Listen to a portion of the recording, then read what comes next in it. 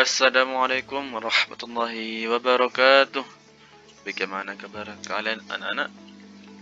Pak udah harap sampai saat ini semoga kalian selalu diberi sehat oleh Allah Subhanahu wa taala. Jangan lupa jaga iman dan imun kita supaya selalu sehat lahir dan batin kita. Baik anak-anak, pada pagi hari ini kita memasuki pelajaran ke-8 mengenai mari hidup sederhana dan ikhlas. Namun saat ini Pak Huda akan menjelaskan yang hidup sederhana saja. Baik anak-anak, sebelum kita mulai mari kita berdoa terlebih dahulu dengan harapan semoga apa yang kita pelajari pada pagi hari ini tambahkan ilmu kita serta diberikan ilmu pemahaman yang baik. Mari kita berdoa, tangannya diangkat. A'udzu billahi minasyaitonir rajim. Bismillahirrahmanirrahim. Raditu billahi rabba wa bil islami dina wa bi Muhammadin nabiyyan wa rasula. Rabbi zidni ilma warzuqni fahma. Amin ya rabbal alamin. Bagi anak, setelah kalian melihat video ini, Pak Huda harapkan kalian bisa memahami makna sederhana dalam kehidupan sehari-hari dan bisa mencontohkan sikap sederhana dalam kehidupan sehari-hari. Ya. Baik, sederhana. Apa sederhana itu? Kata Allah dalam surat Al-Furqan ayat 25 surat ke-67. A'udzu billahi minasyaitonir rajim. Bismillahirrahmanirrahim. Walladzina idza anfaqu lam yusrifu wa lam yaqturu wa kana baina dzalika qawama. Dan termasuk hamba-hamba Tuhan yang Maha Pengasih, orang-orang yang apabila membelanjakan harta, mereka tidak berlebihan dan tidak pula kikir, di antara keduanya secara wajar. Terkira dari ayat di atas bahwa yang dinamakan hidup sederhana itu adalah di antara berlebihan dan kikir. Maksudnya bagaimana?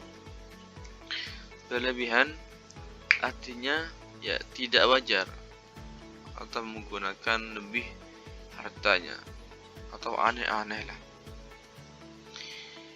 Sedangkan kikir artinya terlampau hemat atau disebut juga pelit. Misal kita beli bakso ya, antara pilih 2 mangkok sama 1/4 mangkok. Yang 2 mangkok itu lah yang dinamakan berlebihan anak-anak. Yang 1/4 mangkoknya itulah yang terlampau hematnya. Sederhananya adalah ya kita beli 1 mangkok. Sederhana ini anak, jadi tidak menggunakan ya dari ya tersebut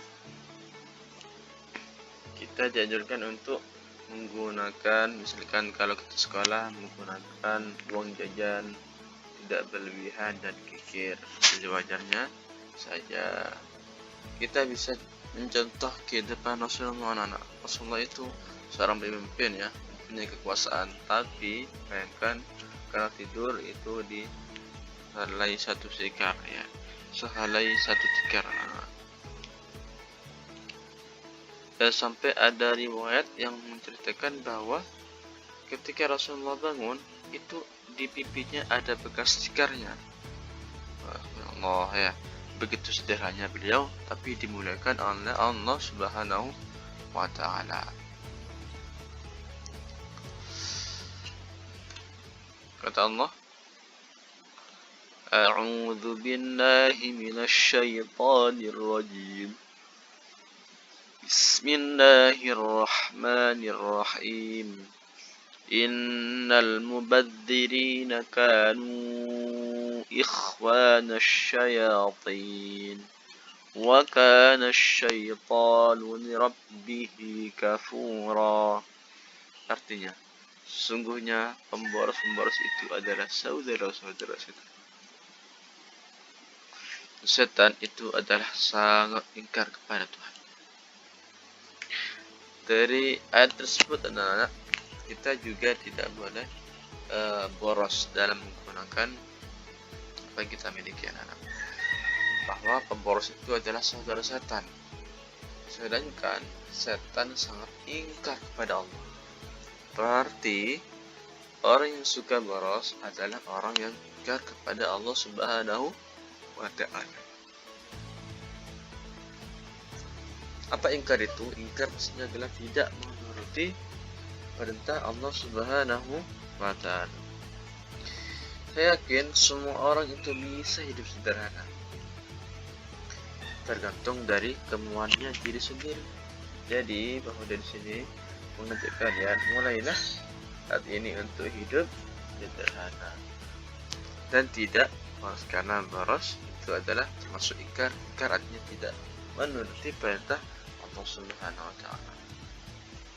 Ya, jadi sekali lagi, terus sekarang jadi mulailah dari kita sendiri untuk membiasakan hidup sederhana. Misal menggunakan uang jajan secukupnya,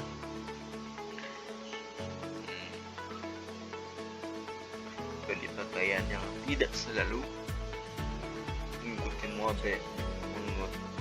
model dan lain sebagainya. Jika sederhana itu sudah kita mulai dari sejak ini, ya, maka akan berlanjut sampai tua. Dan juga sebaliknya, jika sikap boros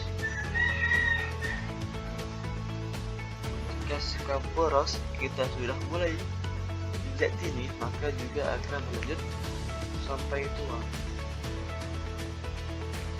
Bahkan kalau sikap boros itu tidak terpenuhi, maka akan timbul berbagai macam permasalahan, gelisah, marah, bahkan sampai mengambil barang orang lain atau yang dinamakan mencuri karena belum terpuaskan rasa borosnya.